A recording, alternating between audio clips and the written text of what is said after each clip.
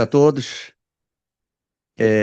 Bom, a ideia dessa conversa surgiu de um jantar lá em casa, na véspera da apresentação do Recupero, aqui do embaixador Recupero, algumas semanas atrás, em que o André estava conversando com o Roberto Jaguaribe e mais alguém, e Joaquim, eu acho, sobre esse tema, e o Recupero ficou estendendo a orelha aqui e ficou curioso e mencionou na apresentação dele aqui, pediu para o André falar um minutinho sobre esse tema.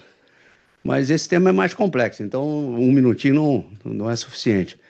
Então nós tivemos a ideia de ter essa conversa hoje aqui e escolhendo o nosso querido Márcio Caramuru como counterpart aqui, para poder não só falar da questão teórica, mas também de aplicação prática em alguns países, sobretudo da Ásia. Então, essa foi a ideia. Eu fico feliz que estamos todos aqui. Daqui a um mês e meio, nós já poderemos fazer reuniões também lá no prédio principal. Então, bom dia de novo. Obrigado pela presença. Fico feliz de ter tantos amigos aqui. Não dá para citar o nome de todos. Então, André, por favor, a ideia é o André fazer uma apresentação e depois o Marcos fazer um comentário. E depois abrimos para uma conversa, todos aí, Pedro Malan, Armínio, etc., todos para todos participarem. Obrigado, então. Obrigado, bom dia a todos.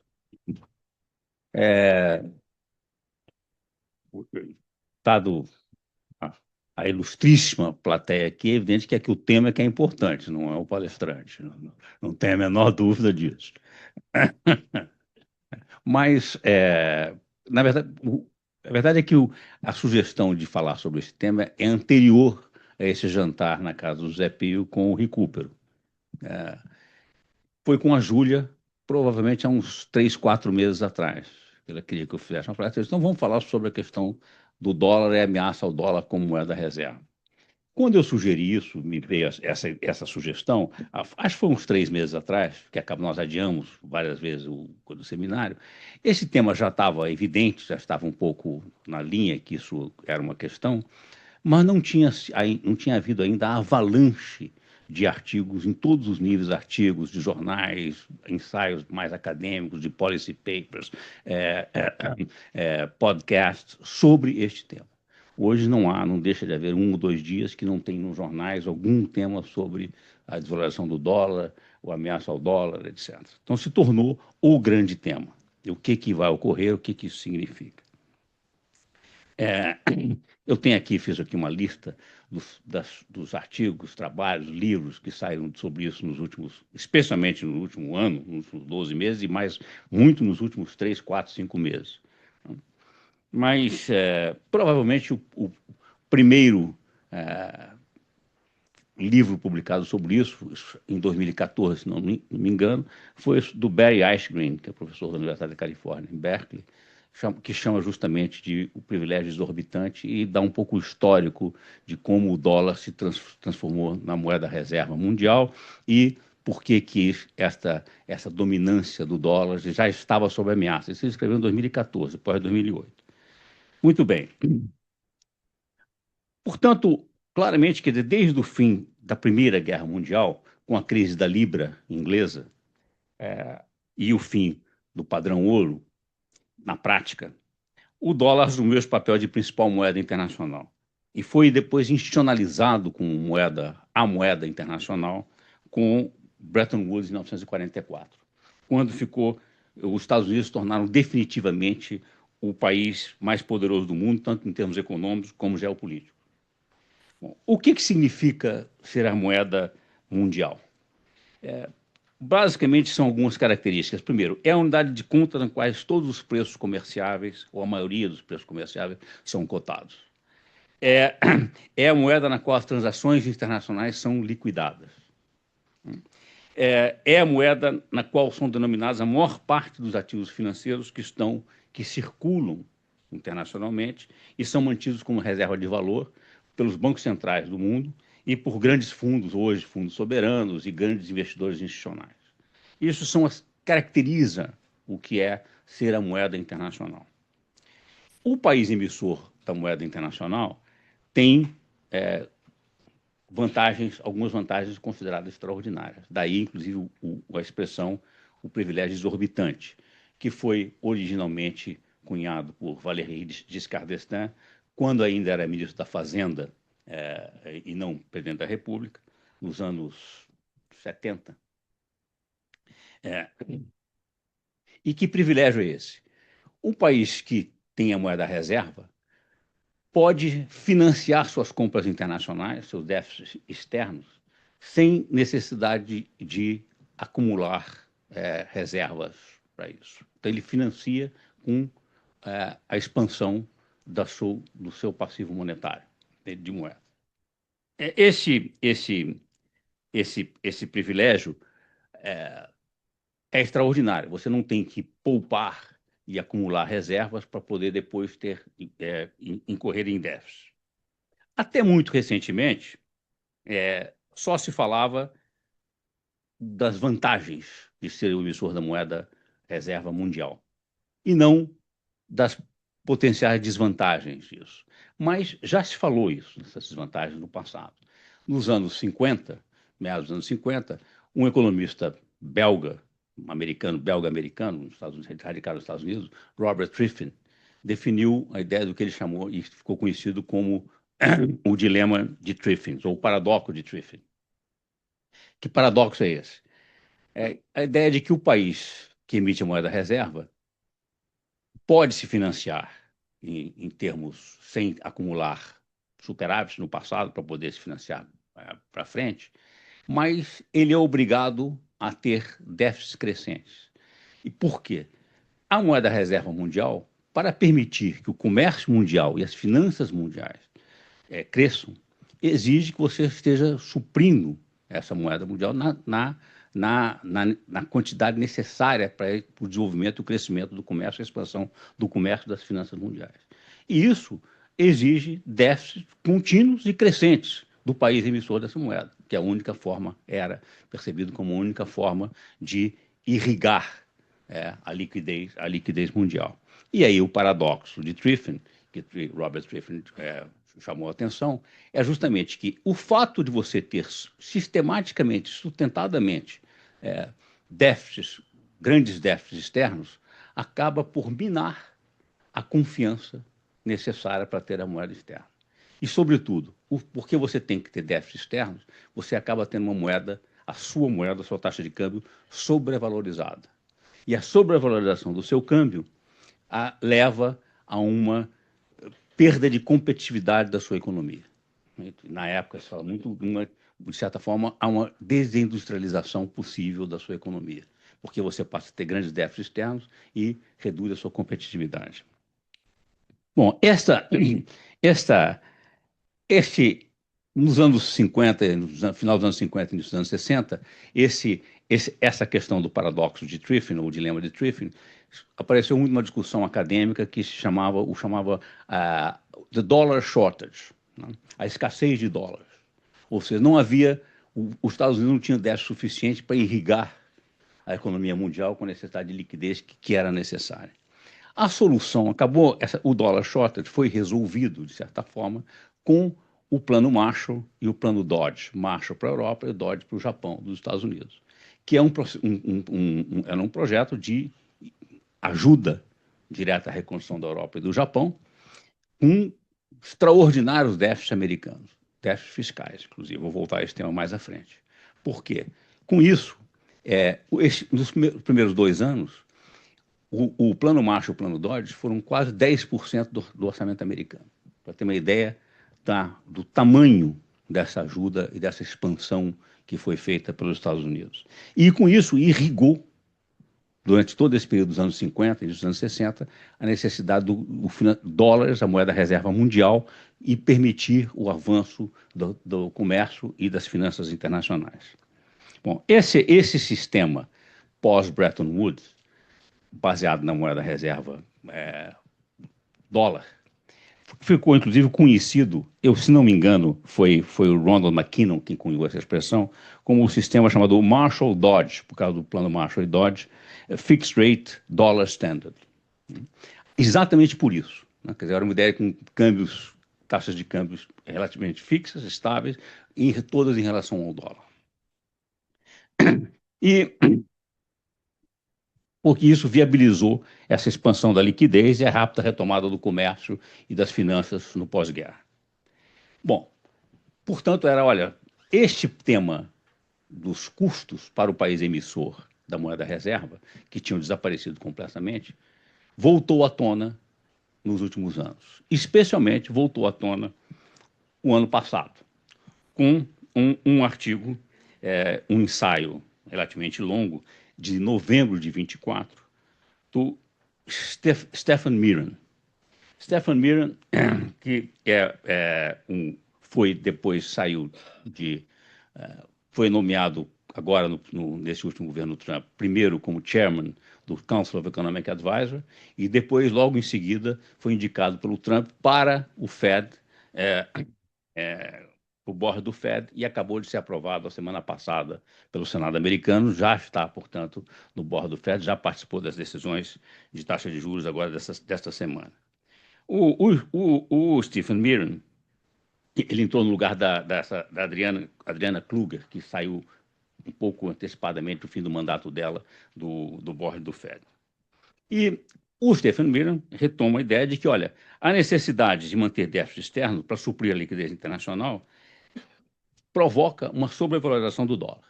E a sobrevalorização do dólar leva à desindustrialização americana, que é um tema que está por trás, se existe alguma lógica econômica no projeto Trump, está aí.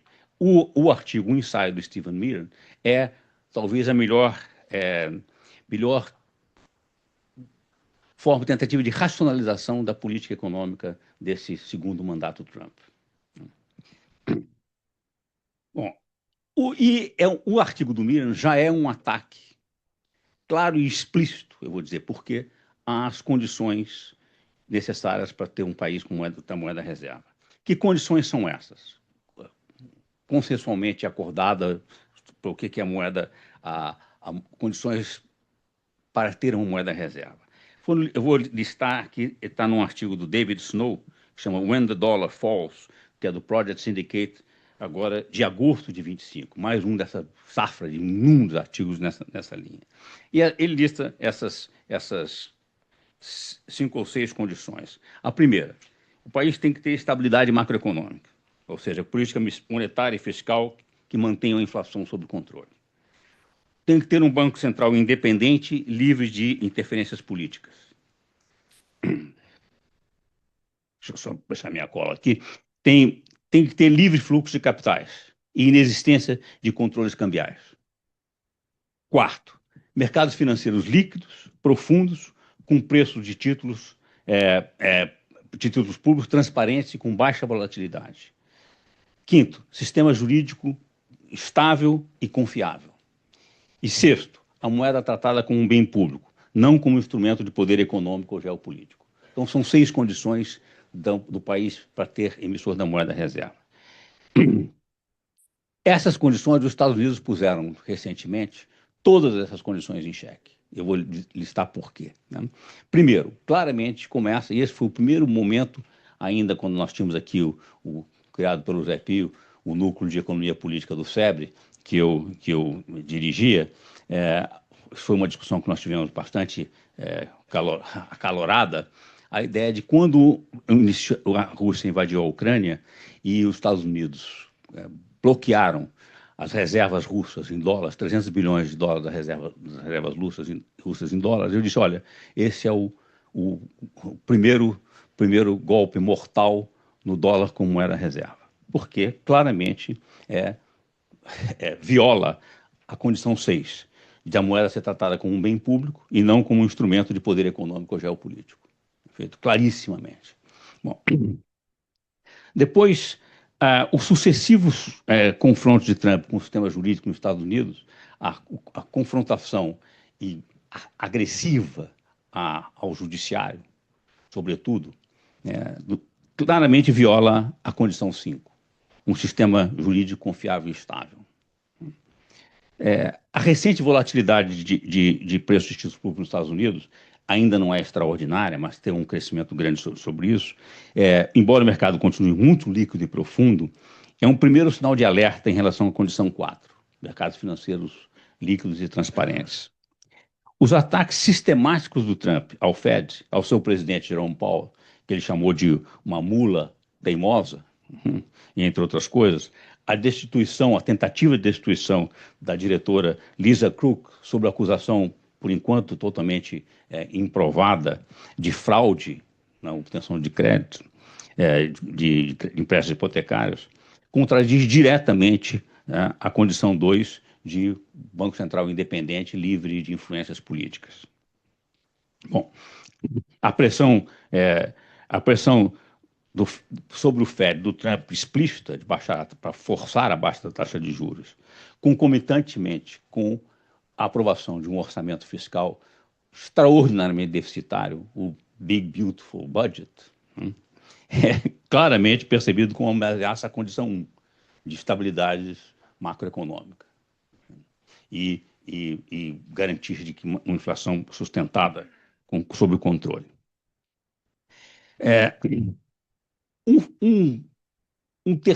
Um outro fator que eu vou só passar aqui, porque esse é um capítulo em si, a parte que merece um estudo, é o avanço e o estímulo, de certa forma, que os Estados Unidos estão dando a os chamados stable currencies privadas. A ideia de moedas privadas, moedas digitais privadas, como sistemas de pagamento. Então, os Estados Unidos, com o que se chama o Genius Act, definiu que stablecoins, as moedas digitais privadas, não são ativos financeiros. Foram, inclusive, proibidas de pagar juros aos seus detentores, mas são exclusivamente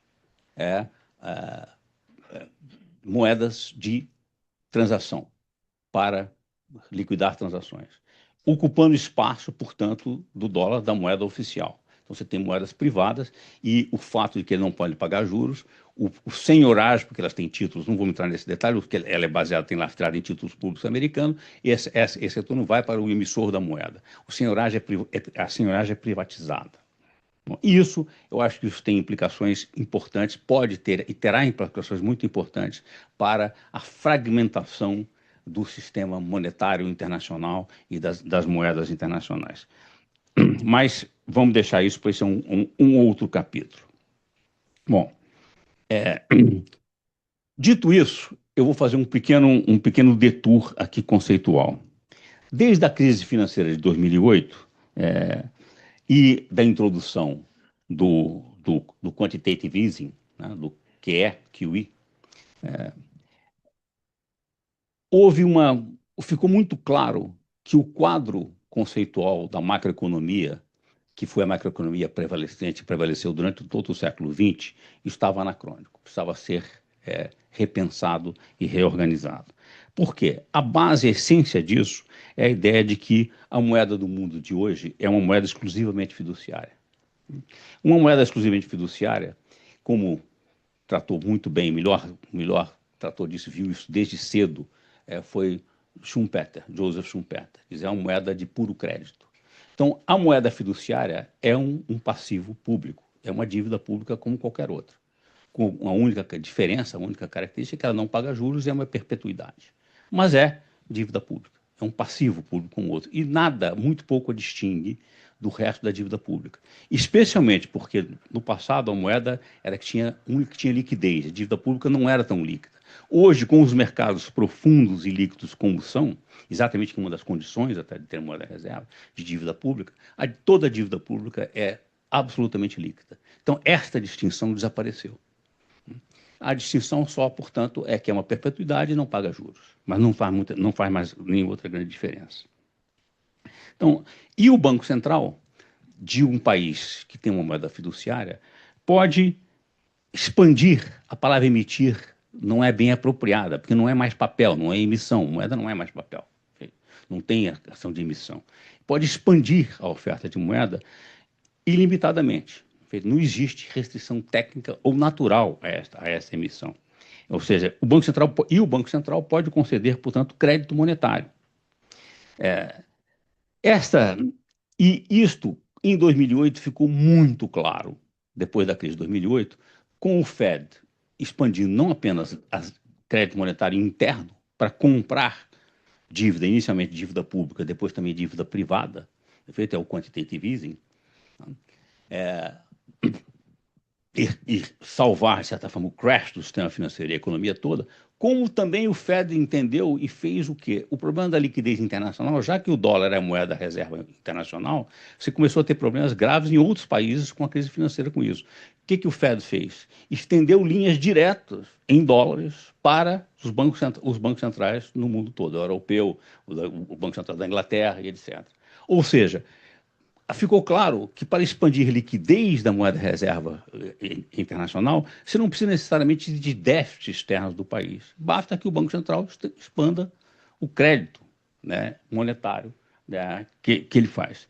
O QE, que originalmente multiplicou a base monetária, ou seja, o passivo monetário do Fed, por 7 vezes, multiplicou por 7 em um ano, né, salvou o crash total do sistema financeiro, mas implodiu a teoria macromonetária do século XX, completamente. Embora é tão difícil de reconhecer que ainda tem gente que diz que não. Né? Bom, eu recomendo que se leia e se assista uma palestra no G30 de George Cormini, acho que ainda faz parte, do Kevin Walsh. Kevin Walsh é um americano jovem, formado, estudou economia na graduação, fez law school em Harvard e depois fez PhD em economia. Não, mas ele voltou, foi para Stanford, fez Stanford em economia em graduação, fez law school em Harvard. Depois foi para o Hoover Institute, não é isso? Ele está no Hoover Institute. Foi Venture Capital, voltou. E foi aos 35 anos de idade, em 2006, foi para o board do Fed com o Bernanke como chairman. E ficou até 2010. Então, ele participou da primeiro QE e depois saiu em 2010, quando começou a fazer os próximos rounds de QE, de que ele se tornou muito crítico. O Kevin Walsh é um dos fortes candidatos a ser indicado pelo Trump para presidente do Fed, chairman do Fed. Ele fez uma palestra muito interessante do G30, que é esse grupo de banqueiros centrais, em Washington, na sede do FMI, que merece ser ouvida. E ele tem alguns artigos muito interessantes de crítica à atuação do Banco Central, especialmente do Fed, sobre isso. Bom, que crítica é essa? E essa crítica é retomada num artigo recente do Scott Bessent, ministro da Fazenda do Trump agora. E onde o Scott Bessent, inclusive, cita um livro que eu não conhecia, de 2024, de Karen Petru. O ponto é o seguinte, olha, o quantitative easing, essa descoberta que o Banco Central pode expandir crédito monetário à vontade, não tem restrições técnicas ou naturais a essa expansão monetária, levou a uma distorção extraordinária. Que distorção é essa? Os bancos centrais passaram a emitir crédito monetário e isso não provocou inflação de bens e serviços, como nós conhecemos, mas provocou uma inflação extraordinária de ativos financeiros, uma valorização extraordinária de ativos financeiros. Então, não é a inflação de bens e serviços, é a inflação que nós conhecemos, que nós prestamos atenção, mas é uma inflação financeira extraordinária, cujo resultado foi uma brutal concentração de riqueza. Tá? Não necessariamente de renda, brutal concentração de riqueza que nós vemos no mundo. E que essa distorção é uma distorção perigosíssima. Tá? Bom, esse é o tema que todos esses retomam. E o que se está dizendo isso se mistura com uma crítica à atuação dos bancos centrais? É um ponto que yours truly aqui tem dito há muito tempo. Perfeito? Os bancos centrais passaram a fazer política fiscal. A distinção entre política monetária, que hoje em dia não é política monetária, é política de juros, então, embora se continue a tratar como política monetária, é política de juros básicos, e política fiscal, não apenas não são independentes, como são a mesma coisa. Certo? E o Banco Central, quando você fixa a taxa básica de juros, você está fixando gastos financeiros do Tesouro. E quando você emite moeda, você está emitindo dívida pública, você está fazendo e está emitindo gasto, depende de onde é que você está fazendo esse gasto. Mas isso é política fiscal. O QE é política fiscal. Sempre foi considerado, no mínimo, política parafiscal. Né? Bom, esta hoje é uma crítica recorrente é, é, é, entre economistas, inclusive cada vez mais, inclusive com formação ortodoxa, como é o caso do Miran e do Walsh, e de financistas que viram na prática isso, como é o caso do Bessent e da Petru. Então, ao reconhecer que os BCs passaram a exercer uma política fiscal, o risco descrito no dilema de Triffin, no paradoxo de Triffin, amplia-se para uma segunda dimensão, a dimensão do déficit fiscal. Essa interligação entre entre déficit externo e déficit fiscal, que na literatura econômica é conhecido como dos déficits gêmeos, twin deficit, sempre foi uma relação da contabilidade macroeconômica. Por quê?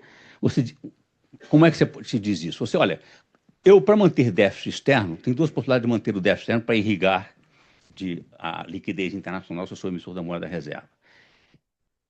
Eu posso expandir o meu dispêndio, meus gastos, perfeito? Expandir os gastos, ou manter uma moeda sobrevalorizada, ou uma combinação dos dois. E quanto menos expande o dispêndio total e a moeda sobrevalorizada muda a composição do dispêndio. Eu faço dispêndio mais para fora, mais externo do que interno. Quanto mais eu quiser evitar a sobrevalorização da moeda, mais eu tenho que apertar o pedal do dispêndio total. Do dispêndio total, como é que se faz isso? Com uma expansão fiscal. Essa expansão fiscal, quer dizer, você ao expandir os gastos e cortar despesas, você expande o dispêndio total e precisa de menos sobrevalorização. Então, eu digo, nesse caso, você tem, como eu disse, junta-se a fome com a vontade de comer. Você tem a favor de mais gastos, todo o sistema político é sempre a favor de mais gastos. Perfeito? E você tem o setor privado a favor de menos impostos. É claramente, inclusive, a configuração americana de hoje. É no mundo todo, mas a configuração americana é um modelo de referência disso. E você, portanto, obviamente, o que acontece? O resultado disso é que a expansão do déficit fiscal começa a ter outra face do dilema de Triffin. Você está irrigando com déficits fiscais, e o déficit fiscal mina a confiança na estabilidade macroeconômica e uma das condições de ser o emissor da moeda reserva.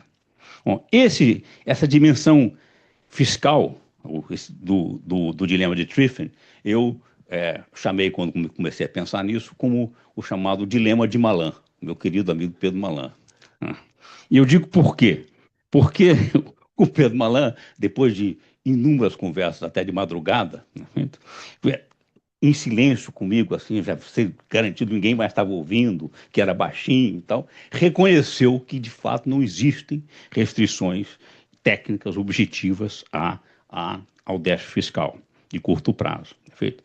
Que eu digo, e com isso ele se juntou a Paul Samuelson, que numa entrevista nos anos 90, ao Mark Blaug, sobre Keynes, disse, olha, não existem limites objetivos para o déficit fiscal e para o crescimento da dívida, mas contudo, a explicitação dessa inexistência de limites de curto prazo tende a estimular a aceleração dos gastos, correr a credibilidade e alimentar as pressões inflacionárias. É exatamente o caso do nosso querido Pedro Malan. Então, por isso que eu chamo de o dilema, o paradoxo de Malan. Olha, mas não podemos explorar esse paradoxo. Bom, e, muito bem, a título de conclusão, uma vez estabelecida a moeda reserva mundial, existe uma inércia extraordinária nisso. É muito difícil.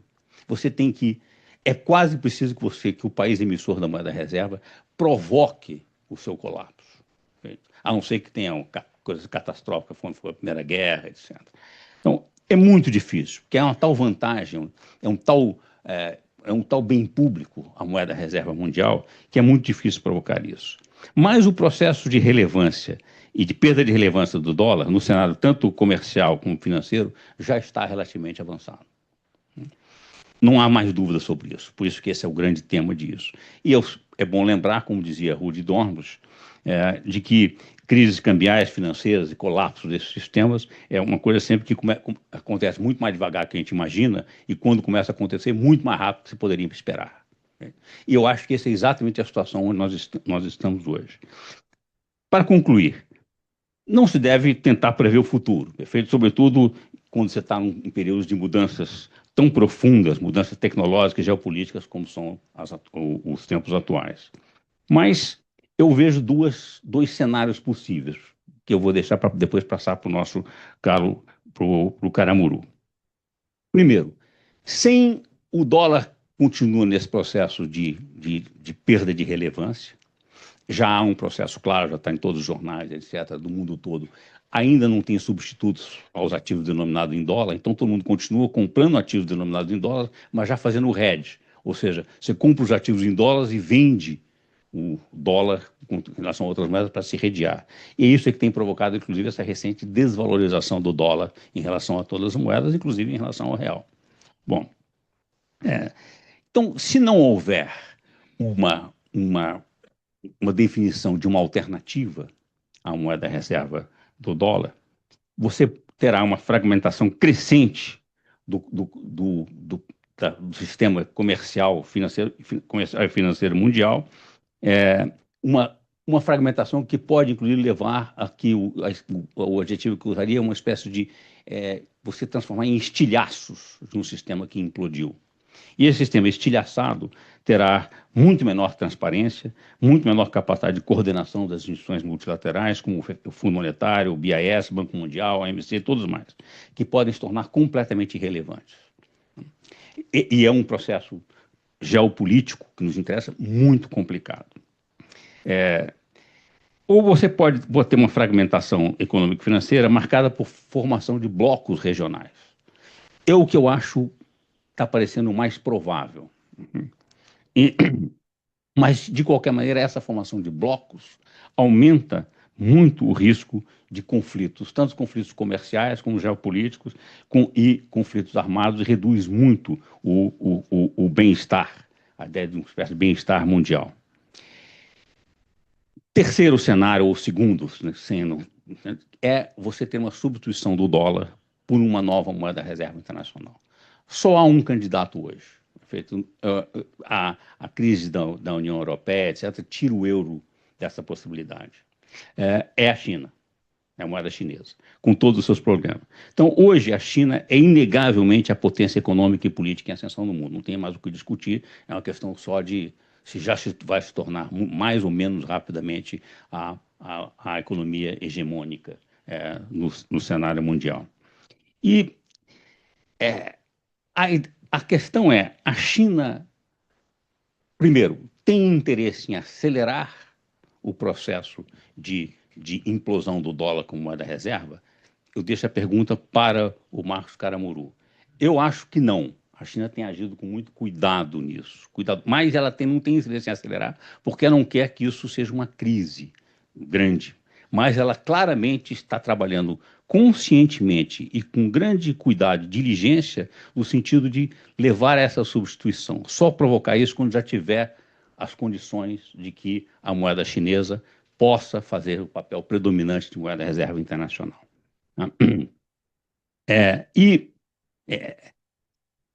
A questão é: a China está disposta a usar a sua moeda como um serviço público internacional e não como uma fonte de poder político e geopolítico e econômico? Segunda pergunta. E última, a China está disposta a ter a transparência e a estabilidade jurídica que é necessária para ser o emissor da moeda reserva mundial? Essas são as grandes questões que vão definir para frente para onde nós vamos. E por isso, passo a palavra para o nosso Marcos Caramuru, o grande especialista para nos falar sobre a China. Obrigado. Impossível ter todas essas respostas nesse momento. Acho que os próprios chineses não sabem como responder exatamente. Mas eu vou tentar dar um panorama de como a China tem visto esse tema ao longo dos anos. Logo depois da crise de 2008, muito antes da China se tornar o grande parceiro comercial de cento e tantos países, ou de ter investimentos externos, mas no começo de 2009, o então presidente do Banco Central da China, Zhou Xiaochuan, que foi um sujeito que ficou 15 anos como presidente do Banco Central da China, depois os novos presidentes têm mandatos muito curtos. Ele fez uma proposta, enfim, ele emitiu, ele trabalhou num documento em que ele dizia o seguinte: para assegurar a estabilidade da economia global, do mercado financeiro global e facilitar o crescimento, o mundo precisa caminhar para uma moeda de reserva com valor estável, baseada em regras e suprimento bem administrado. E, nesse artigo, ele indicou que o SDR era uma luz no final do túnel. E ele propôs, então, primeiro, ampliar a cesta de moedas que compõem o SDR, e, ao mesmo tempo, começar a estimular emissões que fossem denominadas em SDR, né? O SDR usado como pagamento de transações comerciais, o SDR como na precificação das commodities. Enfim, ele apontou nessa direção. Naquela época, a China ainda não tinha a ideia de que o yuan fosse parte da cesta que compõe o SDR. Isso aconteceu 7 anos depois, em 2016. Mas se a gente dá um salto no tempo e vem agora para 2025, quando o presidente do Banco Central da China, Pan Gongshang, num seminário muito recente em Xangai, um seminário financeiro que acontece todos os anos, ele disse o seguinte: não se deve abandonar a ideia do STR como uma moeda de reserva, e é possível estimular os mercados a emitir securities denominadas em STR e um maior uso do STR nos mercados financeiros. Mas o que ele disse, além disso, não era esse o ponto central dele, é o seguinte: os riscos das reservas, os riscos de ter apenas uma moeda de um país como moeda de reserva são basicamente três. Primeiro, o emissor tenderá a priorizar sempre os seus interesses próprios, e isso terá um impacto sobre os demais países. Segundo, os problemas regulatórios e financeiros do emissor podem se tornar riscos financeiros globais. E terceiro, em tempos de tensão geopolítica, a moeda dominante pode ser usada como uma arma, né? Pode ser weaponized. Né? E, com isso, ele disse o que o mundo deve ter é um sistema multipolar, em que existam várias moedas que possam funcionar como moeda de reserva. Né? Ele disse o sistema financeiro deve avançar na direção da coexistência de várias moedas que possam coexistir e competir. E os emissores dessas moedas têm que ter responsabilidade fiscal, têm que ter responsabilidade na regulação e têm que administrar a sua economia de uma forma considerada razoável. Quais são os pontos da estratégia chinesa? O que aconteceu entre 2009 e agora 2025? E aí eu vou passar 5 transparências aqui, porque eu quero mostrar dados. A estratégia chinesa, vamos lá? A estratégia chinesa é baseada num conjunto de medidas, né? Acordos de swap entre os bancos centrais, né? Acordos para designação de instituições para operarem no clearing de moedas, emissão dos panda bonds, né? Dos bônus em yuan. Enfim, eles têm uma série de medidas que eles acham que, juntas, contribuem para a internacionalização do renminbi. Vamos lá? Não conseguiu, não?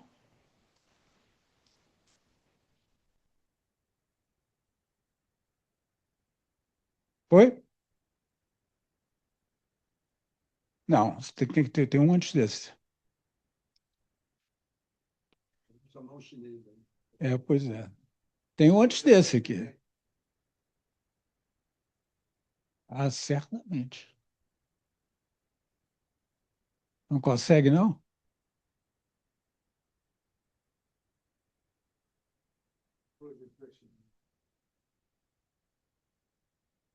Opa, antes você tinha me mostrado isso, estava funcionando bem. O que aconteceu? Muito bem. Então eu vou aqui na voz mesmo, né? A primeira ideia deles são os currency swaps, né? Eles começaram a fazer os currency swaps em 2000. O primeiro caso foi o caso do Chiang Mai, né? A iniciativa de Chiang Mai com os países da ASEAN, logo depois da crise financeira de 2009, crise asiática, na verdade. Então, em 2000, na verdade, eles fizeram esse primeiro acordo de swap de moedas entre os países asiáticos e os chineses participaram. Depois, eles só voltaram a esse tema em 2008. E aí fizeram um acordo com a Mongólia, acordo com a Rússia, acordo com a União Europeia, e hoje eles têm 32 acordos de swap de moedas, no valor total de 326 trilhões de renminbis. O segundo proposta que eles, o segundo ponto da estratégia deles é o avanço nesses acordos de clearing de moedas, né? Eles, na verdade, eles fazem entendimentos entre os bancos centrais para que sejam designados um ou dois bancos em diferentes mercados para fazer o clearing de moedas direto entre o renminbi e a moeda do país em questão. E existem 35 acordos em 33 jurisdições, e os acordos, na verdade, eles cobrem. Os bancos que fazem o clearing são bancos chineses, basicamente, mas existem dois bancos estrangeiros que estão autorizados a fazer clearing nos seus próprios mercados. Um é o JP Morgan e o outro é o banco Mitsubishi, no Japão. Não é? Agora, eles começam a designar um grande número de bancos secundários para atuar secundariamente no clearing, tendo um banco designado, mas outros bancos que possam operar junto com esse designado. Terceiro ponto da estratégia dele é a criação do CIPS. O CIPS é o conhecido como SWIFT chinês, não é? Que é um sistema não só de mensagens, mas é um sistema de settlement também, não é? Que hoje tem 1.700 participantes diretos e indiretos, sendo mais ou menos 100 e alguma coisa de participantes diretos e outros 1.000 bancos, 1.000 participantes indiretos, instituições financeiras que podem operar através de um participante direto no CIPS, e o CIPS está ganhando uma dimensão cada vez maior e cada vez mais credibilidade. Hoje em dia, o CIPS, no ano de 2024, cresceu 43%, na verdade. E hoje já opera, as transações pelo CIPS, pela via do CIPS em 2024, chegaram a 175 trilhões de renminbis, que são 24 trilhões de dólares. Finalmente, os panda bonds, né? Os chineses estão estimulando claramente a emissão de panda bonds. 2024 foi um ano muito especial. Houve 109 emissões de panda bonds, no valor de 195 trilhões de renminbis. E o maior emissor foi o NDB, foi o banco, obviamente, estimulado pelos chineses, né? Mas foi o NDB. Mas mais e mais eles estão estimulando e fazendo seminários, né? Eles têm basicamente o Bank of China e o ICBC, eles fazem seminários permanentes pelo mundo para estimular serviços em renminbi e para estimular para estimular a atratividade dos panda bonds, não é? No Brasil, houve apenas uma empresa que lançou o Panda Bonds, na verdade, um Green Bond, que tinha essa forma, né, denominado em renminbi, que foi a Suzano. Os países as empresas que lançam Panda Bonds ainda têm uma certa dificuldade, porque os chineses têm dificuldade em aceitar que o renminbi possa ser transformado numa outra moeda, né? Eles têm muita dificuldade nisso. E o Banco Central leva muito tempo para aceitar que isso possa acontecer. e as empresas nem sempre estão dispostas a isso, ou seja, e também não estão dispostas a emitir pandas e investir na China, que, no fundo, seria o interesse maior dos chineses. Muito bem. Como os chineses veem, então, o desenvolvimento das suas iniciativas nessas áreas? Primeiro, eles celebram regularmente o fato de que a participação do dólar nas reservas dos países caiu de 71% em 99 para 57,3% em 2024. Segundo, eles também celebram o fato de que o renminbi tem sido ocasionalmente utilizado em transações que não envolvem a China. Por exemplo, a importação de refinarias indianas de petróleo russo, muitas vezes tem os preços denominados em renminbi, não é?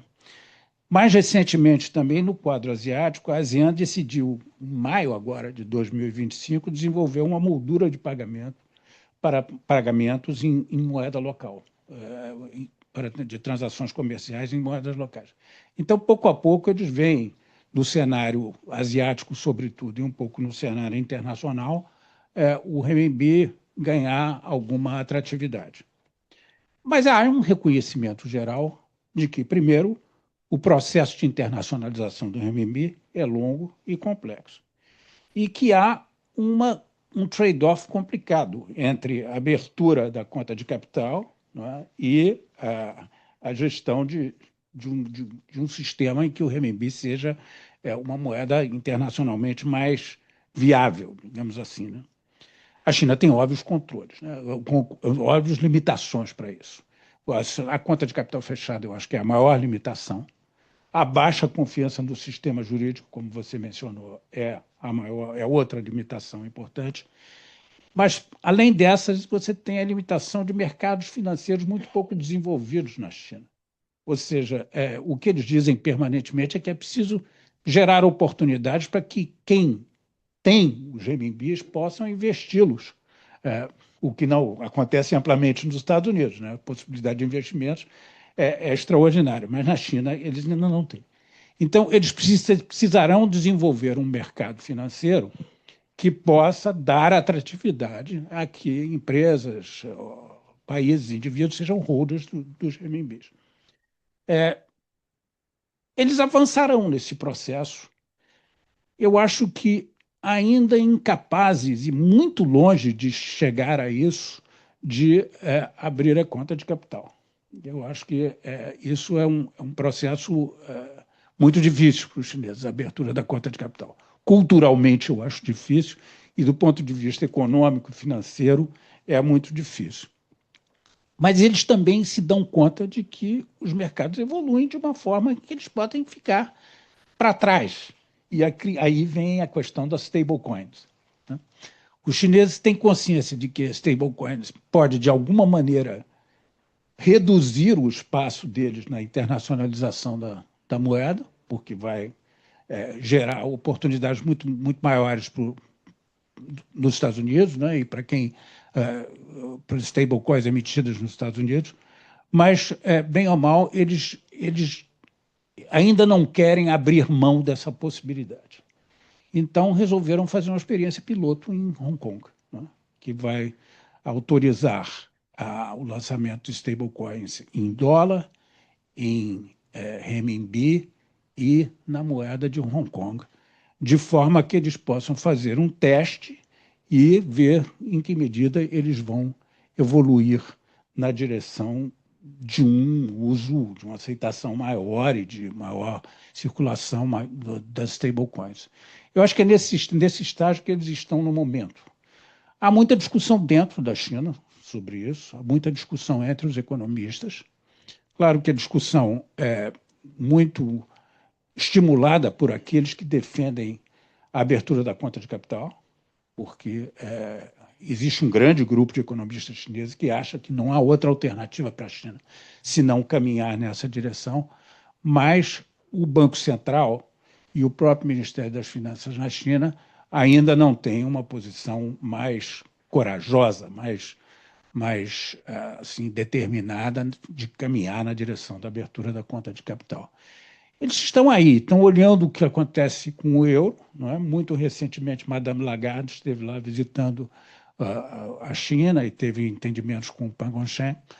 E eles dizem que o euro também tem uma chance, quer dizer, o mundo vai evoluir na direção de várias moedas, não é? Que possam ser moedas de reserva, mas eles, eu acho que confiam que, de alguma maneira, eles podem, ao longo do tempo, ocupar um espaço que eles ainda não têm, mas que tem a pretensão de ter, embora para chegar lá eles tenham que fazer sacrifícios e violar regras muito básicas da gestão estatal do sistema financeiro e da economia como um todo.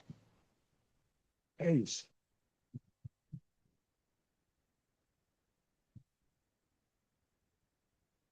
Excelente. Assim, acho que temos aqui o quadro completo com todas as perguntas em aberto. Então, vamos lá. Parabéns pela sua palestra e pelo comentário do embaixador Caramuru. Vislumbra o mundo sem uma moeda reserva? Há a possibilidade disso acontecer dentro daquelas condições que o senhor enumerou? Sem essas condições, é possível ter uma moeda ou várias moedas ou não precisa de moeda? Não, com certeza um mundo sem uma moeda reserva, completamente fragmentado em estilhaços, é um mundo muito menos integrado, muito menos transparente e com muito menos possibilidades de desenvolvimento e de bem-estar. Perfeito? A moeda é um bem público extraordinário. A moeda nacional é um bem público nacional e a moeda reserva internacional, a moeda mundial, é um bem público mundial, internacional. Então, é uma grande perda se você não tiver uma moeda reserva, uma moeda internacional. Todo o grande desenvolvimento do mundo pós Segunda Guerra Mundial, pós Bretton Woods, foi muito pelo fato de termos esse avanço de uma moeda reserva, o dólar, com um país benevolente que usou essa sua faculdade de emitir a moeda internacional positivamente, como bem público, começando com o Plano Marshall e o Plano Dodge, e depois em seguida, com todo foi os Estados Unidos até muito recentemente, era um país atuando de fato, embora com contradições em vários outros aspectos, para o progresso do comércio, das finanças e do mundo como um todo, do desenvolvimento mundial. Então, claramente, deixar de ter uma moeda mundial é uma perda de bem-estar e perda de um bem público. O que nós vamos ter pós-dólar, eu acho que é meio irreversível agora, essa perda de força do dólar, porque os Estados Unidos estão sabotando a si próprio nesse papel, como eu disse aqui. O que vem em seguida, aí é um pouco o que disse aqui o Marcos Caramuru, que nós vemos discutindo. Olha, a China está apostando, como ela não se vê ainda preparada para exercer o papel de a moeda reserva predominante, dominante, hegemônica, ela está apostando um pouco na ideia de, olha, não, vamos ter algumas outras moedas, o euro vai fazer esse papel, o euro está tentando, a Europa está tentando se organizar. Agora, muito recentemente, estão assustadíssimos com o Trump, muito mais do que deixam transparecer, e estão começando a discutir inclusive com Brasil, Índia, a própria China, mas deixando a China de lado, porque eles veem com isso como pode ser um problema, um bloco alternativo. Pode ser que você constitua, olha, que para frente, as próximas décadas, a gente tenha um mundo de mais de uma moeda reserva. É ruim? Não, não necessariamente, se esses blocos não forem antagônicos, se permitir que eles transacionem entre si. Se você tiver blocos que passem a ser geopoliticamente antagônicos e em confronto, esses não se falam. E você tem claramente uma solução subótima em relação a uma moeda única, bem público mundial. E você tem a terceira possibilidade, como eu disse aqui, que é de a implosão do sistema. E você não tem um ou dois blocos ou três moedas reservas, já seria subótimo, mas você tem um número enorme de estilhaços de moeda reserva e não tem nenhuma. Isso dificulta muito e aumenta muito os custos de transação e de integração financeira e econômica do mundo. Esta é a grande questão. Eu tenho a impressão, e eu concordo totalmente com o que disse aqui o Marcos, de que a China, não, por alguma razão, ela não se vê preparada ainda para ter as condições de que ela seja moeda hegemônica. Então, ela vem apostando, por enquanto, na ideia que você vá fazer uma transição mais lenta. Eu acho que eles estão sendo atropelados pelo suicídio que os Estados Unidos de Trump vem fazendo do seu papel de emissor da moeda mundial.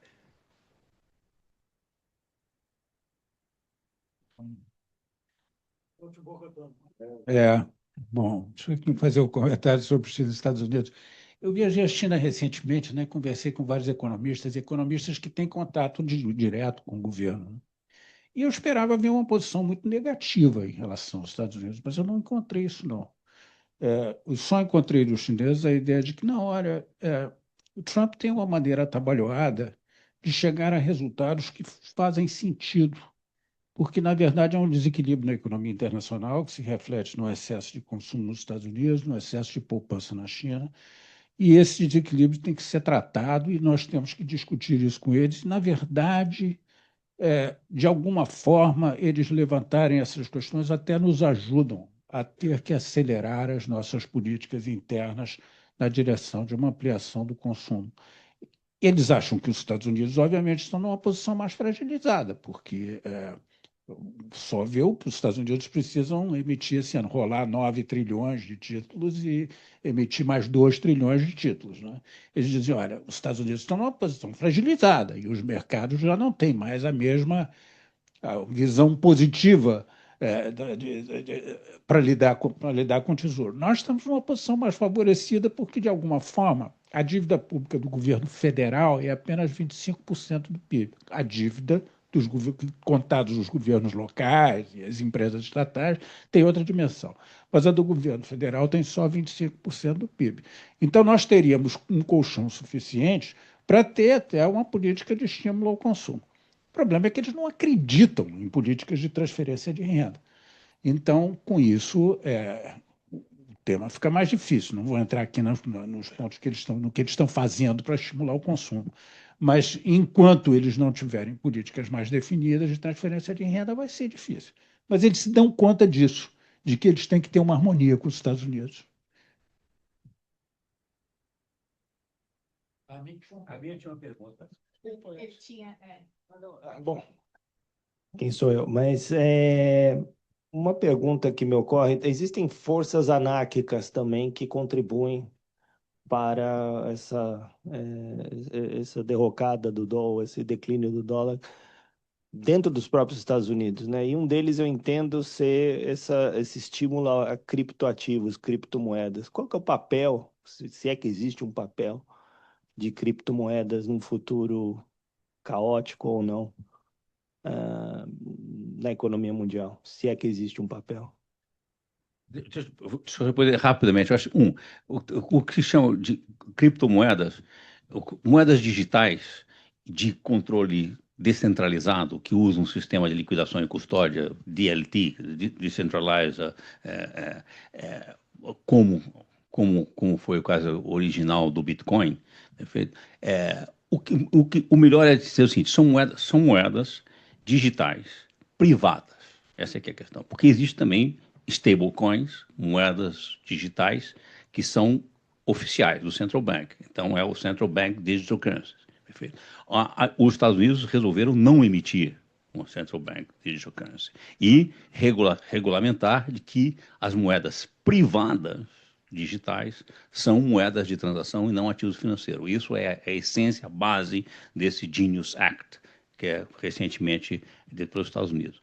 Portanto, eu acho que a tecnologia é inevitável que você terá de moedas digitais privadas e nacionais, de bancos centrais. A questão é, qual é o papel, se o papel das moedas digitais for periférico, marginal, eu acho que se terá moedas digitais privadas em praticamente todos os países que têm sistema financeiro, uma certa sofisticação, é inevitável, vai ter isso, inclusive no Brasil, porque elas têm um papel a cumprir. A questão é, se você tem moedas digitais privadas, stablecoins, em dólares, enquanto o dólar é a moeda reserva, isso tem um efeito desorganizador e principalmente, não desorganizador, principalmente de redução drástica de transparência no sistema de transações, no sistema financeiro de transações internacionais. Esse é que eu acho que é o grande risco. Perfeito? Então, esta é a questão e esse é o ponto. Se o sistema não se fragmentar excessivamente, não implodir, eu acho que as moedas, isso não será um grande problema.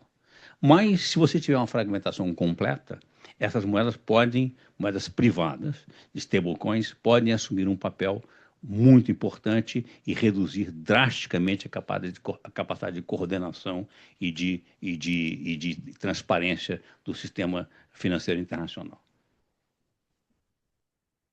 Bom, sensacional, obrigado. Tantas questões. Eu tenho uns 2 pontinhos mais para complementar. Mas eu acho que valeria a pena até, de repente, a gente repetir essa discussão. Tem muito assunto aí quente, né, no mundo e chegando aqui também. Eu fiquei surpreso que você não citou, deve ter sido seu professor, o Kindleberger. Embora... eu sei. O último curso dele antes de ele se aposentar. E o próprio John Williamson também, né? Eu fiz o primeiro curso do John Williamson aqui, que foi o curso mais difícil que eu já fiz na vida, porque ele insistiu em dar um curso em português, mas ele não falava português.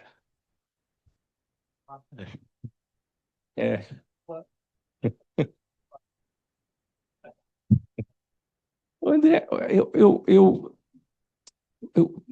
eu queria chamar a atenção para alguns indicadores de mercado, sem entrar muito na discussão mais teórica, onde eu acho que está havendo uma certa convergência de ideias macro, na medida em que você está mais fiscalista do que há um tempo atrás.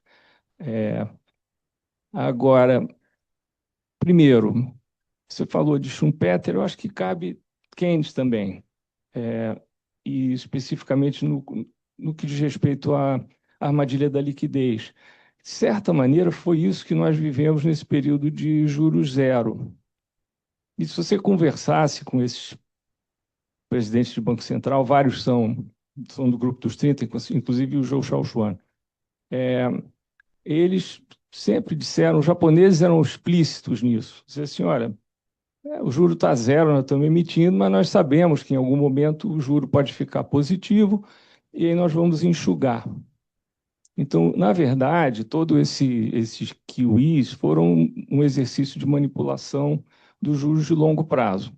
Eles estavam comprando o juro, comprando os papéis de longo prazo para tirar a pressão do mercado e financiando a curto prazo. No fundo, é uma monetização do mundo moderno, né? De lá para cá, aconteceram algumas coisas interessantes. Na China, o Zhou Xiaochuan salvou o pescoço dele com a ideia de entrar no SDR e ficou mais tempo, mas depois ele saiu e o Xi Jinping deu um cavalo de pau. Ele não demonstra nenhum interesse em ter uma moeda conversível. E o déficit fiscal da China, no globo total, é enorme. E a China, ser província ou não faz tanta diferença assim, digo eu aqui do alto da minha ignorância, me corrija. Mas o Estado chinês ele é muito endividado, mas tem uma característica especial que é a imensa poupança deles. E aí ele fecha a conta de capital e trabalha com repressão financeira e tudo mais. Eu não sei até onde isso vai. Mas é um pouco eu diria, a linha de ação deles. Do lado de cá, depois que os juros começaram a subir, subiram muito, né? Os TIPS americanos de 10 anos a 3, 4 anos atrás estavam em menos 1%. Então, você comprava um papel do Tesouro Americano e aproximadamente 10 anos depois recebia o dinheiro 10% a menos em termos reais. Isso subiu, passou de 2%, agora está caindo um pouquinho. E o mercado de títulos americanos está, assim, o eletrocardiograma do mercado de treasuries é apavorante. está tendo buracos de liquidez, e isso eles estão resolvendo com muita cortisona no paciente, mas é um quadro que é o início, eu acho, do que pode ser uma grande crise, uma grande derrocada. Eu estou completamente de acordo. Você já vê isso. Outro aspecto interessante é que, mesmo com essa subida de juros recente, com aumento de prêmio de risco, as bolsas americanas continuam voando. E eu acho, do ponto de vista monetário, se quiser, do mundo das moedas, o ouro disparou. Não sei quantos aqui acompanham, mas triplicou de preço nos últimos 3 anos, que é um sinal também. E um pouquinho de história a mais, os americanos já deram um calote em 71. Não é tão longe, não é preciso ir tão lá atrás. Então, eu acho que a gente está entrando num mundo caótico, super complexo, perigoso. Eu estou de acordo com todas as conclusões. Acho que para nós aqui vai caber um esforço diplomático um pouco mais bem pensado, porque nós talvez estejamos numa posição de poder manter certas relações no que é hoje um mundo, eu diria, num estado de guerra fria, uma guerra fria diferente, mas não deixa de ser. Os chineses sempre tiveram um papel estabilizador em momentos de crise, sempre. Inclusive, lá na crise da Ásia, onde eles eram ainda pequenos, eles seguraram a taxa de câmbio deles. A região inteira foi, enfim, foi derrubada, mas eles conseguiram fazer isso. Então, assim, agora, quando eu penso no meu bolso, eu tenho uma certa dificuldade ainda de comprar a moeda chinesa. Agora, eu acho que com a revolução em sistema de pagamentos que a gente está vivendo, eu acho que provavelmente vai ser possível ter sistemas de comércio, não de reserva de valor, que são flexíveis o suficiente para fazer as liquidações com segurança, com taxa de câmbio misturada. Eu acho que isso já está assim razoavelmente à vista no mundo, mas não a reserva. A reserva, não sei. Eu olho, se eu pudesse, para terminar, eu estou olhando aqui, fico pensando assim, pensa nos Estados Unidos. Imagino que os Estados Unidos é esse gráfico aqui, o André está em Nova York, o Marcos está em São Francisco. Como é que é a vida americana? Ao norte, Canadá. Ao sul, México. A leste, o Atlântico. A oeste, o Pacífico. Ela pensa na Europa e bota o seu dinheiro lá. Enfim. Deixa eu fazer 2 comentários rápidos, Armínio. Sobre a questão. Primeiro, eu não resisto. Quer dizer que há uma certa convergência, que eu estou mais fiscalista, não, nunca mudei de posição sobre isso. Eu nunca deixei de dizer isso, perfeito? Ao contrário, como eu estava criticando uma posição narrow-minded, de um fiscalismo estúpido e ultrapassado, eu fui taxado sem se darem ao trabalho de entender, de ler e ver o que eu estava dizendo, como se eu fosse um defensor do déficit público. Eu peço aqui vênia para saber com Pedro Malan e os outros que conversam comigo sempre, que sabem que eu nunca defendi isso na vida. Então, assim, mas agora, o que está acontecendo, e eu concordo com você, é diferente. Há, de fato, os economistas mainstream estão começando a rever suas posições. Porque e demoraram muito. Diante da evidência está, assim, acachapante do equívoco do que eles estavam dizendo, perfeito? Não apenas conceitual, como empírico, é impressionante que tenha demorado tanto. Mas agora, finalmente, estão começando a rever. Alguns estão ficando calados, os que vinham insistindo numa ortodoxia completamente anacrônica, estão calados para dar um período de silêncio até voltar. Perfeito? Vários dos nossos amigos americanos, não vou nem falar de brasileiros, porque o Brasil não vale. Agora, e os outros, e tem aparecido uma geração nova que tem feito essas críticas todas. E o Mirren é um deles, perfeito? O Mirren só para terminar sobre isso, esse ensaio do Mira merece ser lido, porque ele defende explicitamente a taxação e o alongamento compulsório da dívida pública americana para não residentes. Olha, então, ele está indo direto, bombardeando direto nos pilares da credibilidade que existe para a questão de você ter uma moeda reserva. Se isso fosse no Brasil, ele seria crucificado por todos os nossos analistas do mercado financeiro e que pontificam na grande mídia. Perfeito? Olha, isso é um perigoso comunista, um louco, que vai provocar uma crise total de dívida. Está lá, o Steve Miller foi chairman do Economic Council, do Trump, agora diretor do Banco Central. Provavelmente pode vir a ser o chairman que vai substituir o Powell. Então, nós estamos. Todas esses que são pilares do que nós acreditávamos ser essa estrutura básica que os Estados Unidos dava para uma concepção mundial, uma econômica mundial, estão sendo dinamitados por eles próprios, sobretudo. Vai.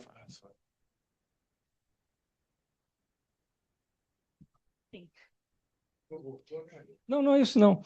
É que eu mantive meu canal com você e eu não fiz parte desse cancelamento horroroso, não se preocupe disso. Agora, o que eu acho é que você foi interpretado como dizendo que um país que emite a sua própria moeda não tem limite de emissão. Você foi interpretado assim, você pode não gostar, mas foi isso que aconteceu. E eu acho que o que você está falando aqui está dentro de uma ortodoxia não dogmática. Mas no que sentido? Rigor é um assunto que está sendo tratado com rigor, está sendo tratado com rigor e eu acho que é bom, estou achando ótimo. Assim, eu comecei dizendo que eu estou de acordo com tudo que foi dito aqui, absolutamente, então não é isso. Mas eu acho que essa coisa de fio, telefone sem fio, é um problema, porque ou é o... Essa questão local Não, mas dá licença, eu não acabei ainda. Dá licença, por favor. Pronto, agora acabei. Deixa eu mudar aqui, então o tema e fazer uma observação sobre política fiscal na China, Armínio, já que você mencionou o assunto, né? Eu acho que política fiscal na China é um dos dilemas importantes da economia chinesa no momento, né? E, de alguma forma, com a crise do setor imobiliário, a situação financeira dos governos locais passou a ser uma situação desastrosa, porque eles dependiam, 50% das suas receitas vinham do setor imobiliário, de venda de terreno, não é?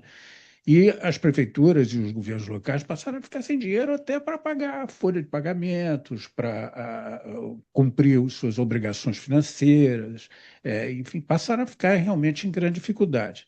Passaram a utilizar métodos completamente heterodoxos, tais como inventar multas extraordinárias para as empresas, não é? Criar formas muito pouco ortodoxas de conseguir algum recurso. O governo federal, então, olhou e disse, bom, nós vamos ter que, de alguma forma, salvar os governos locais porque não tem saída. E passaram a emitir aqueles bônus de longuíssimo prazo, né? 30 anos, sei lá, 50 anos, bônus de longuíssimo prazo que eles passaram a emitir de forma a corrigir a situação dos governos locais.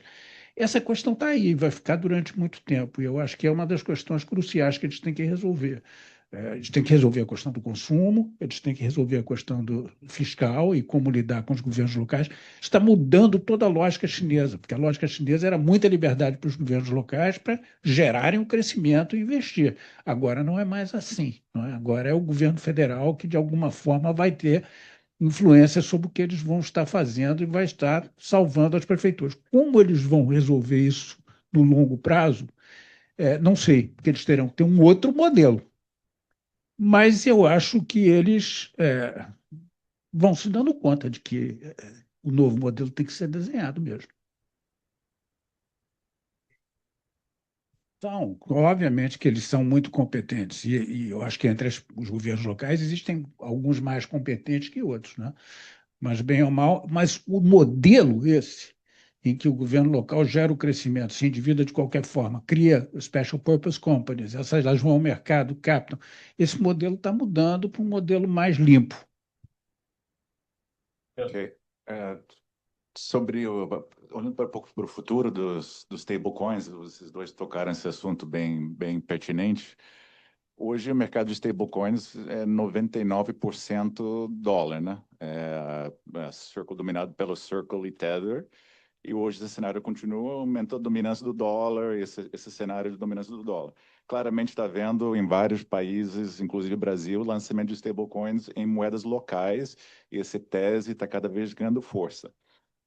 Primeiro, sobre seus comentários sobre isso vai ajudar na fragmentação, aquele cenário de mais de fragmentação, ou vai ter esses blocos de stablecoins? A China, eu sei que está tentando aquele plataforma mBridge, que está um projeto ainda bem embrionário, mas tentando fazer. Se isso vai acelerar uma fragmentação de vários pares de câmbios, ou continua a dominância 90% dos stablecoins em dólar? Ou, como se isso vai acelerar e que tendências? Vai ser mais regional ou com isso acelerando é mais fragmentação, super fragmentação? É difícil dizer, eu acho que eu comentei aqui, você tem razão. A questão crucial são as stablecoins de dólar, porque essa, como o dólar ainda é a moeda internacional, a questão é que impacto tem moedas privadas, stablecoins de dólar, nesse sistema internacional. A minha opinião, uma avaliação, é de que as stablecoins, como um instrumento periférico a uma moeda dominante, podem até ser positivas, são positivas. Eu acho, inclusive, que é inevitável e que ter stablecoins em outras moedas nacionais que não o dólar também é positivo, porque isso reduz custos e acelera muito coisas de transações financeiras e algumas transações não financeiras, que você faz através de stablecoins. Muito, muito relevantes. E você vai ter meio inevitável. Agora, se você implodir o sistema de moedas nacionais, perfeito, e também o sistema de moeda de uma ou mais, duas ou três, no máximo, moedas internacionais dominantes e passar a ter uma proliferação de moedas privadas e moedas nacionais, eu acho que é negativo. O custo disso certamente o custo de operação disso, e como eu disse, o que você perde de transparência, de previsibilidade, de capacidade de coordenação é muito grande. Você implode, isso é parte da implosão do sistema pós-Bretton Woods de supranacional, de governança supranacional, que é uma coisa que foi muito importante, e eu acho que continuará a ser. Essa é a minha posição. Pedro. Sim. Olha, duas excelentes apresentações, as perguntas muito pertinentes colocadas. Eu acho que isso ajuda a estruturar o debate que nós teremos no mundo e no Brasil ao longo dos próximos e muitos anos. E tem uma coisa que eu acho que é o fundamental: essa perda relativa do dólar como ativo internacional de reserva vinha acontecendo já há algum tempo. Me lembro com crise de 2008, eu me lembro do Larry Summers uma vez, numa reunião, um grupo fechado, reservado, não sei se você estava, Armin, ele disse assim, nós estávamos habituados a ver crises financeiras em países exóticos, longínquos, mal administrados, com sistemas financeiros precários. A crise de 2008 teve um impacto extraordinário sobre essas pessoas nos Estados Unidos. Uma coisa é você ver uma crise financeira num país distante, a outra é você ter que enfrentá-la no seu próprio país. E é curioso que os Estados Unidos, um comentário só, o Fed, quando foi criado, ele foi criado para ser emprestador de última instância, não para fazer política monetária, porque os Estados Unidos estavam no padrão ouro, em 1913. E durante 75 anos antes disso, os Estados Unidos não teve Banco Central. Chegaram a ter 15 mil bancos nos Estados Unidos, porque cada banco emitia suas próprias notas, porque as duas tentativas de criar um banco dos Estados Unidos, graças ao Hamilton, foram terminadas... Bank of America. Não, era Bank of the United States. Bank of the United States. Não sei. As duas tentativas, de 1791 a 1811, depois de 1816 até 36, ali terminou e durante 75 anos não teve Banco Central. Quando teve a crise de 20, lá, a crise dos 30 em particular, mudou-se, o Congresso americano mudou as cartas do Fed para permitir que anda unusual in exigent circumstances, o Fed pudesse fazer empréstimos para outros que não apenas os bancos comerciais.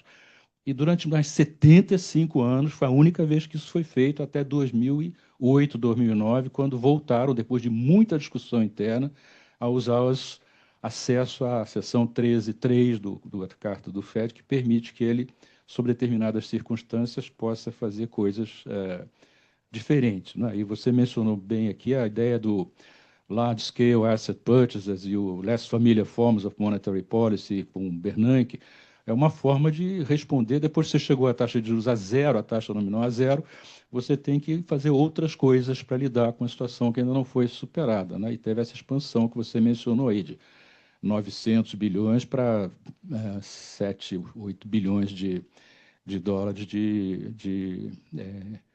Trilhões. trilhões do balanço do Fed.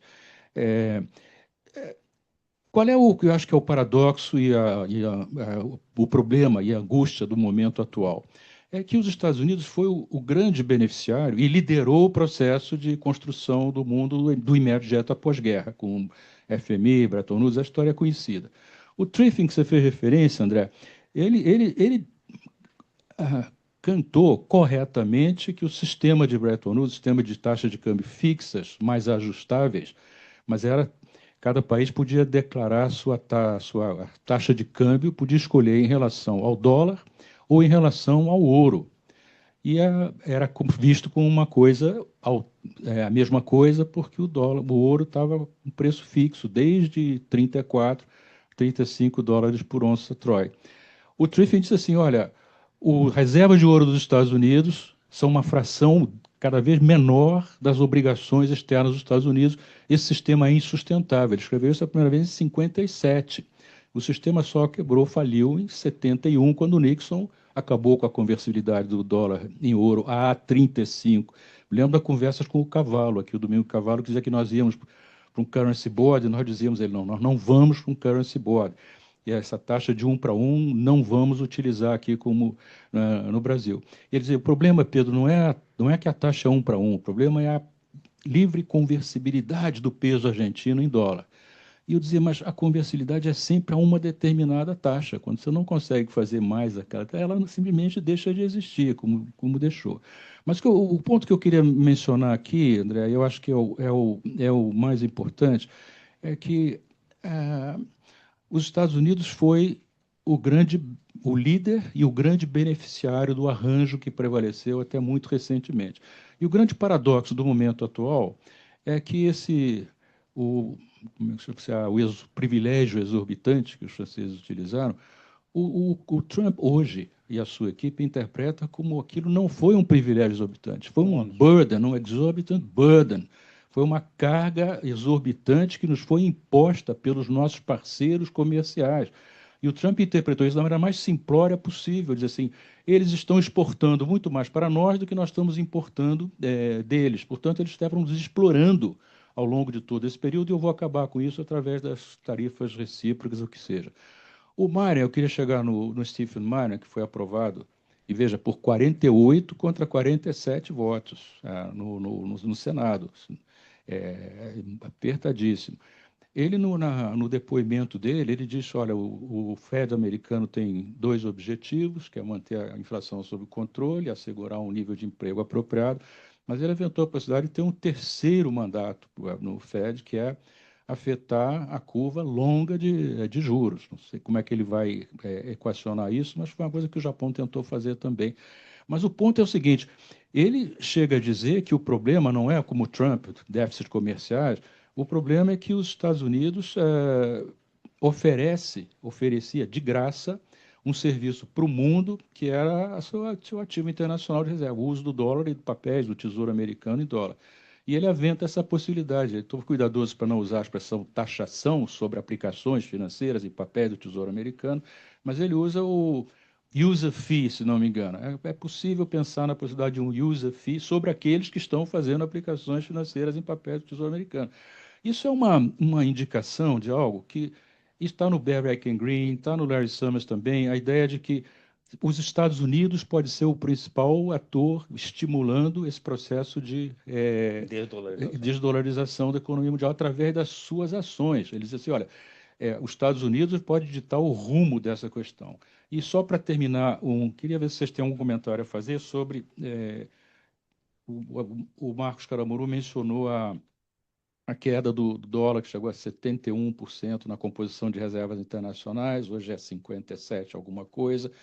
O segundo era o euro, hoje é o ouro. O ouro passou o euro na composição das reservas internacionais, passou a 20 e poucos por cento, e o euro é um pouquinho abaixo disso.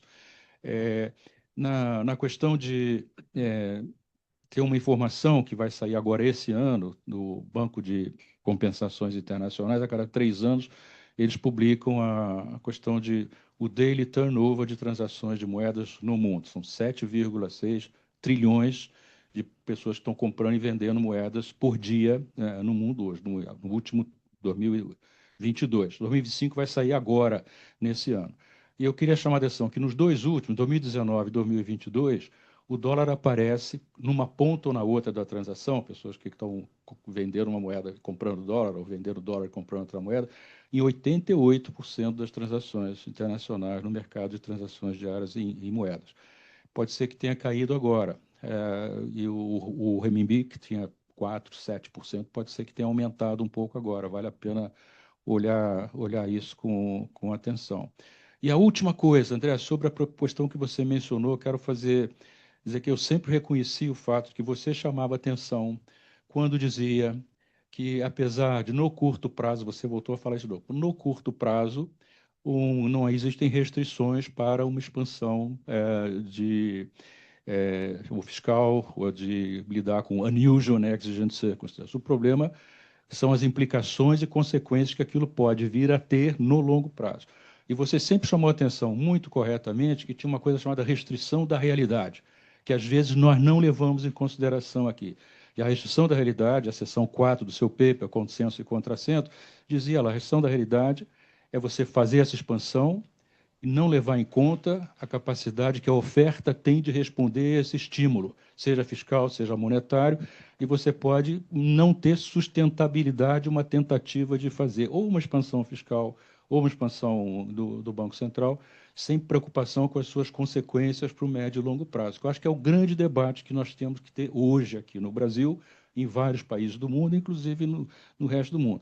É saber qual é a capacidade que tem a oferta de responder a essas demandas que podem se justificar como respostas a condições, como foi a Covid, por exemplo, no mundo, como foi aqui também, mas isso como motor do verdadeiro crescimento, numa perspectiva de médio e longo prazo, é mais difícil de defender. Eu acho que você concordaria com isso. E fico agradecido você ter me citado aqui, mas aquilo ali você notou, está no Samuelson. Eu publiquei um artigo sobre isso, citando a conferência, a Wixel Lecture deles, quando ele diz exatamente o que você mencionou aqui. Então, a homenagem deve ser ao Samuelson, não essa modéstia que está.